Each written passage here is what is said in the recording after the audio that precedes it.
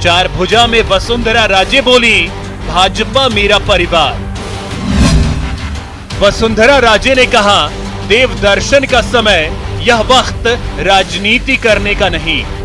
कोई परिवर्तन यात्रा नहीं है, कुछ नहीं। ये सब परिवर्तन जो होना था वो सब अपना हो गया।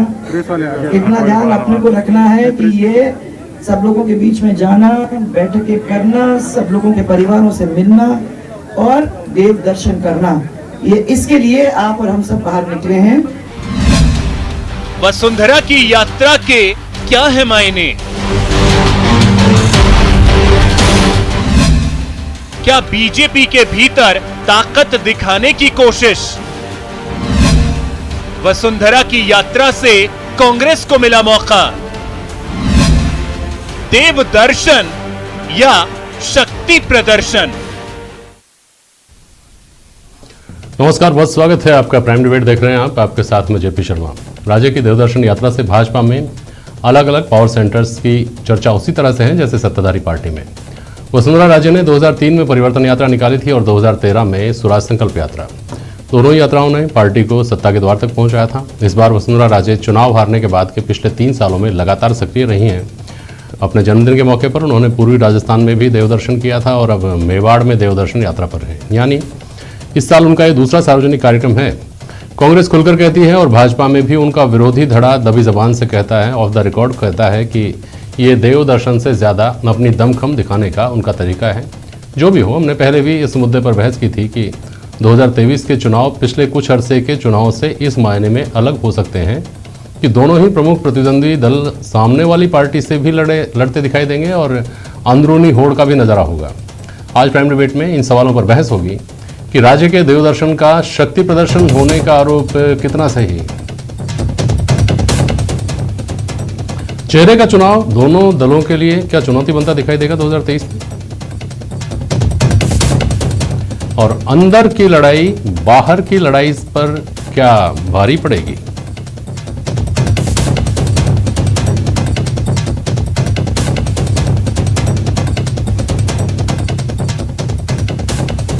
पंकज जोशी जी हमारे साथ, भारतीय जनता पार्टी के प्रवक्ता जुड़ रहे हैं। आरसी चौधरी साहब कांग्रेस के प्रवक्ता हैं हमारे साथ, और एस वी मित्तल साहब हैं वरिष्ठ पत्रकार।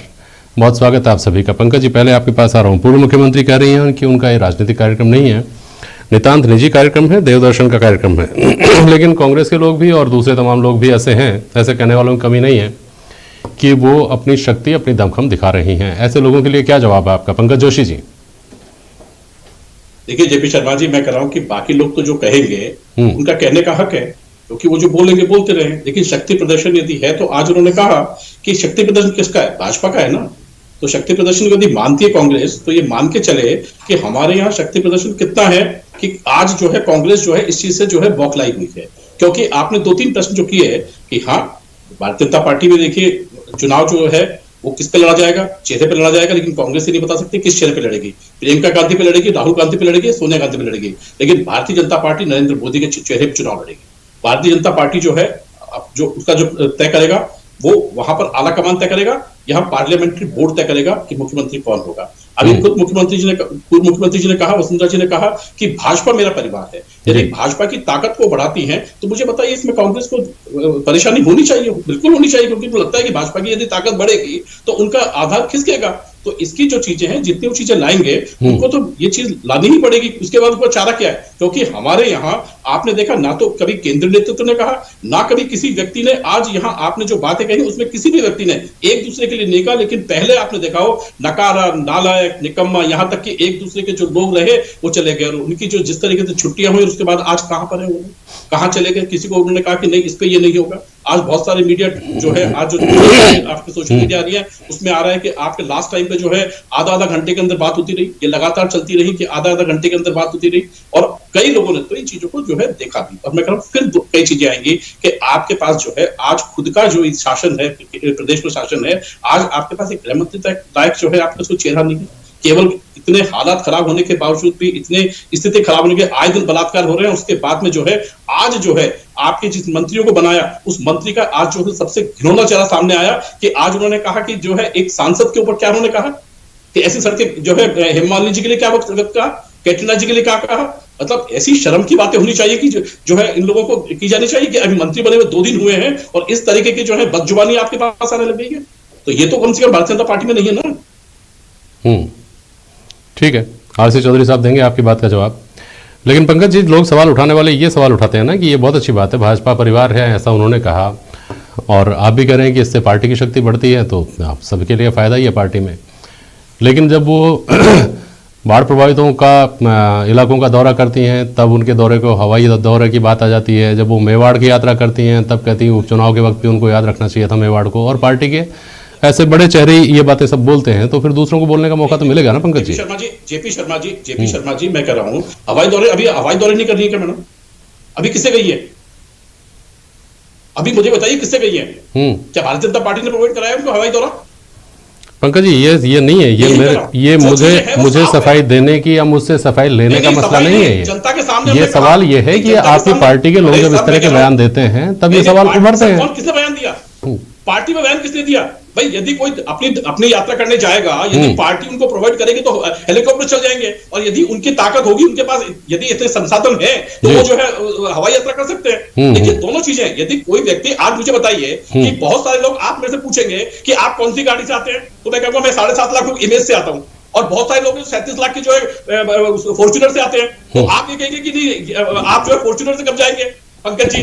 तो मैं क्या कहूंगा भाई कि मुझे पार्टी प्रोवाइड करे तो मैं चल जाऊंगा, नहीं तो मैं अपनी इमेज से जा ही रहा हूं ना।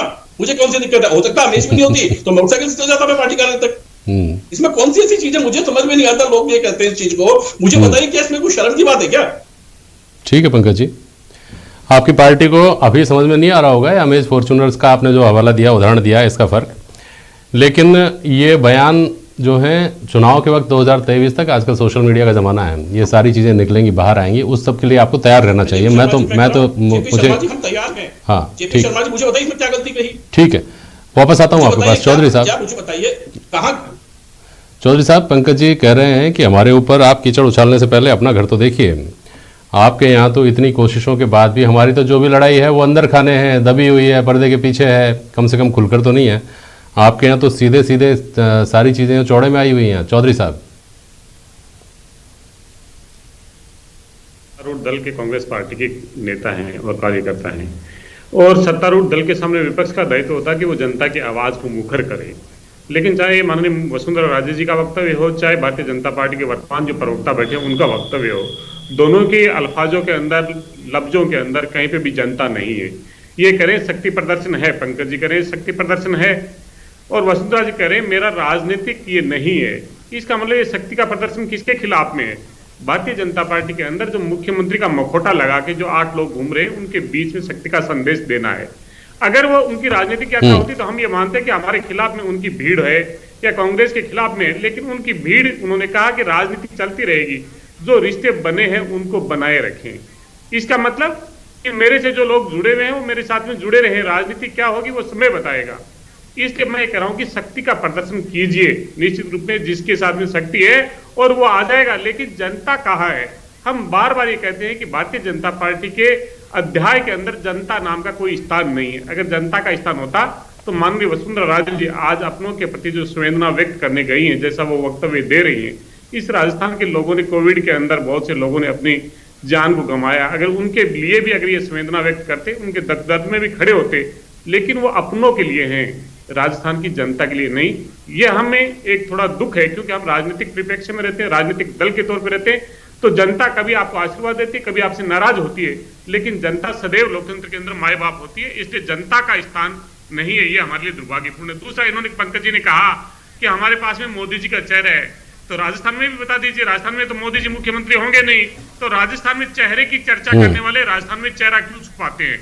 हम पूछ रहे हैं कि राजस्थान में भी वो चेहरा, पर्दा हटाइए और चेहरे को सामने लाइए। लेकिन ये साहस नहीं कर सकते क्योंकि पंकज जी भी जानते हैं कि 8 लोगों को नाराजगी करके और वो अपना राजनीतिक भविष्य दांव पे नहीं लगा सकते। इसलिए आज ये मुख्यमंत्री की दौड़ में है और जनता ने उन्हें वो स्थान बता दिया जो विपक्ष का भी नहीं है। इसलिए हम ये चाहते हैं कि लोकतंत्र के अंदर जनता के बीच में जाइए, जनता की आवाज को मुखर कीजिए। चौधरी साहब, आपने चेहरे की बात उठाई कि भारतीय जनता पार्टी पर्दा हटा दे कि राजस्थान में कौन सा चेहरा है। कांग्रेस इस स्थिति में आ चुकी है क्या कि आप बता सकें कि ये चेहरा है हमारा? निश्चित रूप से जेपी शर्मा जी, हमने कभी चर्चा नहीं की। इन्होंने कहा कि हमारे पास में मोदी जी का चेहरा है केंद्र में। हमने तो कहा कि हमारा जो संसदीय बोर्ड है, हमारे जो सांसद और विधायकों की राय के द्वारा तय होता है, ये तमाम सब चीजें होती हैं। लेकिन ये एक के चेहरा दिखाते हैं और राज्य में चेहरा छुपाते हैं। इसलिए हमने इनसे गुजारिश की कि राज्य में चेहरा क्यों छुपा रहे हैं? अगर केंद्र में चेहरा है तो इतनी बड़ी पार्टी, इतना सशक्त दल और राजस्थान में चेहरा नहीं, बड़ा दुर्भाग्यपूर्ण लगता है।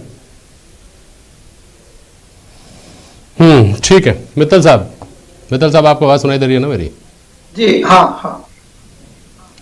भाजपा में अलग अलग पावर सेंटर्स होने की बात पर भारतीय जनता पार्टी के प्रवक्ताओं का बयान, चाहे इस बहस में चाहे रूटीन में जब बातचीत ऐसी उठती है तब, और कांग्रेस में धड़ेबाजी के ऊपर कांग्रेस के प्रवक्ताओं का बयान, और दोनों का एक दूसरे की तरफ जब ये देखते हैं तो दूसरी तरफ ही सारी गुटबाजी, सारी खींचतान, सारी कशमकश दिखाई देना और अपने यहाँ सब कुछ ऑल इज वेल होना, ये कहा जाना, इन दोनों में कोई फर्क दिखता है क्या मित्तल साहब? जेपी जी, अभी पंकज जोशी साहब ने बड़े प्रभावी तरीके से भारतीय जनता पार्टी का बचाव किया, और जो वसुंधरा राजे जी जो यात्रा, अपनी देवदर्शन की यात्रा निकाल रही हैं, उन्होंने कहा कि ये तो भाजपा का ही एक तरह से शक्ति प्रदर्शन है। चूंकि वो भाजपा के प्रवक्ता है, स्वाभाविक है कि उन्होंने अपना बचाव किया है। लेकिन जहां तक कांग्रेस के अंदर जो आंतरिक विवाद है और जो भारतीय जनता पार्टी के अंदर जो विवाद है, मुझे ऐसा लगता है कि दोनों की समान सी स्थितियां हैं।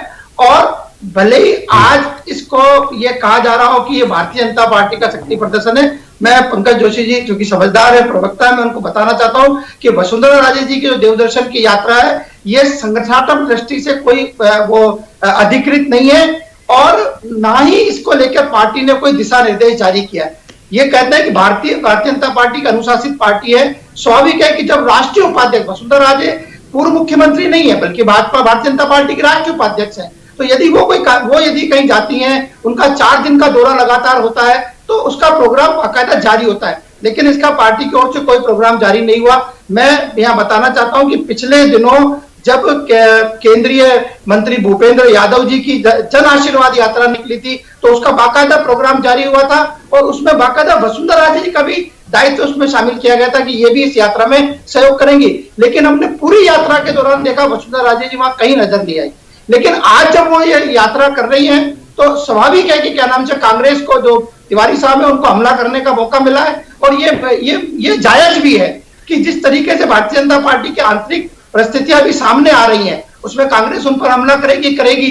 लेकिन कुल मिला के ये है कि वसुंधरा राजे जी की जो ये यात्रा है, मुझे लगता है कि ये क्या नाम से गुटबाजी को, जो भारतीय जनता पार्टी की जो गुटबाजी है, उसको बार बार उजागर कर रही है। हमने इससे पहले देखा कि विधानसभा के अंदर 20 विधायकों ने, भारतीय जनता पार्टी के 20 विधायकों ने लिखा कि हमको बोलने नहीं दिया जाता है। इसके बाद में फिर वसुंधरा राजे जी ने अपने जन्मदिन पर, हमने देखा क्या नाम से भरतपुर में अपना कार्यक्रम किया। तो कुल मिला के ये जो स्थितियां हैं, वो ऐसा लगता है कि भारतीय जनता पार्टी में फिलहाल एकजुटता की जरूरत है। ठीक है। पंकज जोशी जी, चेहरे की जो बात आई, मैं वापस आऊंगा मित्तल साहब आपके पास। पंकज जोशी जी, चेहरे की बात को लेकर के और ये कहना कि सामूहिक नेतृत्व और अंत में तय होगा, ये सब बातें तो देखिए औपचारिक बातें आप लोग भी करते हैं, कांग्रेस वाले भी करते हैं, सभी राजनीतिक दल करते हैं। कम से कम भाजपा को इस बात का अच्छी तरह अनुभव है कि 2004 में और 2009 में आपके जो लोकसभा चुनाव में आपका अभियान था, वो बहुत बुरी तरह पिछड़ा, क्योंकि एक करिश्माई चेहरा लोगों के बीच में नहीं था। लालकृष्ण आडवाणी जबकि दूसरी पंक्ति के सबसे सशक्त उस वक्त नेता हुआ करते थे, लेकिन जैसे आजकल वायरल जो जोक्स चलते हैं, उस तरह से पीएम इन वेटिंग के नाम से उनके उस वक्त जोक्स चल गए थे। नरेंद्र मोदी का करिश्माई चेहरा आया और भारतीय जनता पार्टी की सूरत बदल गई देश में। लेकिन ये बात भी साथ ही देखनी पड़ेगी कि मतदाता इतना ज़्यादा समझदार हो चुका है, वो जानता है कि प्रदेश की सरकार चुन रहा है, केंद्र की सरकार चुन रहा है। नरेंद्र मोदी का चेहरा पश्चिम बंगाल में, महाराष्ट्र में, हरियाणा में, इन सब जगहों पर नहीं चल पाया। उत्तराखंड में आपको चेहरे बदलने पड़ रहे हैं बार बार। तो इस बात को मानकर नहीं चलना चाहिए क्या कि चेहरे पर तो एक्सरसाइज करनी पड़ेगी पहले? पंकज जोशी जी, देखिए, मैं कह रहा हूँ आपको, हरियाणा में चुनाव लड़े, हरियाणा में पहली बार आए, किसके चेहरे पे चुनाव लड़े? पहली बार की बात नहीं कर रहा हूँ सर, मैं दूसरे चुनाव की बात कर रहा हूँ। जब आपको गठबंधन की सरकार बनानी पड़ी, महाराष्ट्र में आपको सरकार से बाहर होना पड़ा, पश्चिम बंगाल में आपको सरकार नहीं मिल पाई, उत्तराखंड में 3 मुख्यमंत्री आपने बदल दिए। हाँ, कोई बात। जेपी शर्मा मैं बताऊं, शर्मा जी मुझे बताइए, बोलिए। ऐसी स्थितियां जो है पूरे 60 साल के अंदर कांग्रेस ने कितनी बार ऐसी स्थितियां बनी कि जब उनके शासन, एक बार तो ऐसा टाइम था जब आप कांग्रेस बनने जा रहे हैं क्या? आप कांग्रेस आपकी आदर्श पार्टी है क्या? नहीं, अरे जेपी शर्मा सुनिए, मैं बात तो सुन लीजिए। आपने 2004 में कहा, 2004 में चेहरा कौन थे? अटल बिहारी वाजपेयी थे। 2009 में चेहरा जरूर आडवाणी जी थे, ठीक है ना? और मुझे बताइए 14 में जब चुनाव का चेहरा तय किया तब किसने चेहरा तय किया था? किसने तय पार्लियामेंट बोर्ड ने तय किया था ना। हाँ। पार्लियामेंट्री बोर्ड ने तय किया था ना, किया था ना, कार्यकारिणी में तय किया था। गलती हुई थी। और अभी भी हम ये कह रहे हैं आपको कि जब चुनाव होंगे, 2023 के चुनाव होंगे, तो उसका चेहरा तय किया जाएगा या नहीं किया जाएगा, इसका निर्णय कौन करेगा? आप, मैं या जनता, या बेसिकली जो है? नहीं, मैं तो कहीं से नहीं करूंगा, मेरा तो इसमें कोई दखल नहीं होगा भाई साहब। आप करेंगे, आपकी पार्टी करेगी, आपका संसदीय बोर्ड करेगा। लेकिन वो अब आप चुनाव को प्रयोगशाला भी तो बनाते जा रहे हैं ना। आप चुनाव को प्रयोगशाला बना रहे हैं। आप उपचुनाव में परिवारवाद नहीं होगा तो हम बिना चेहरे के चुनाव में जाएंगे, ये भी आप प्रयोग कर चुके हैं। तो स्वाभाविक रूप से जिज्ञासा उन लोगों की जो आपके समर्थक हैं या विरोधी हैं उनकी ये होगी ना कि भारतीय जनता पार्टी किस तरह से आगे जाने वाली है। देखिए जेपी शर्मा जी, चुनाव में देखिए, चुनाव में प्रयोग होते आए। मैं उस चुनाव की बात करता हूं जब हम लोग जो है स्टेंसिल लगाया करते थे। आज स्टेंसिल का जमाना नहीं है। हम उस टाइम भी बात करते हैं जब खंभों पे चढ़ करके जो है झंडे लगाया करते थे। आज नहीं है टाइम, आज जो है झंडे लगाने में लगाए जाते हैं। तो मैं यही कर रहा हूँ कि देखिए जो आप कह रहे हैं, मैं बिल्कुल उनको विनम्र शब्दों में कर रहा हूँ। और जो बात आपने कहा कि हाँ, केंद्रीय नेतृत्व इतना सक्षम है कि वहां जहां भी हो, चाहे आपने गुजरात देखा हो, चाहे आपने जो है उत्तराखंड देखा हो, और भी जहां भी देखो, तो केंद्रीय नेतृत्व इतना सक्षम है कि वहां पर जो निर्णय लिए गए हैं वो सुदृढ़ निर्णय लिए गए हैं। और आज भी मैं यहां तक कह रहा हूं कि कोई भी हो, चाहे कोई भी व्यक्ति हो, किसी भी व्यक्ति हो, चाहे माननीय वसुंधरा जी हो, चाहे अदर लोग हो, जिन क्या बात कर रहे हैं, सभी को जो है, सभी ने कहा है कि हमें जो है केंद्रीय नेतृत्व के फैसले पर कहीं भी किसी भी रूप में जो है दो राय नहीं है। हम उनके फैसले का मान्य करेंगे। ठीक है, और उसके बाद यदि कोई आता है, जाता है, कुछ बातें करता है तो करिए ना। ठीक है मित्तल साहब, देखिए व्यावहारिक बात यह है मित्तल साहब, ये बड़े नेताओं की, बड़े लोगों की, और जो कैमरे के सामने, मीडिया के सामने जिनको बोलना पड़ता है वो शब्दों का संतुलन बिठा लेते हैं। आम कार्यकर्ता है उसके लिए संतुलन बिठाना मुश्किल होता है। भाजपा कांग्रेस दोनों की स्थिति है और पिछले लंबे अरसे से दोनों पार्टियों में स्थिति है कि वो एक जगह ढोक प्रणाम करने जाता है तो उसको चिंता रहती है कि मेरी खबर दूसरी जगह नहीं पहुंच जाए। इस स्थिति में चलता हुआ कार्यकर्ता क्या जीत के दरवाजे तक पहुंचता है, चाहे वो कांग्रेस की बात हो, चाहे वो भाजपा की बात हो।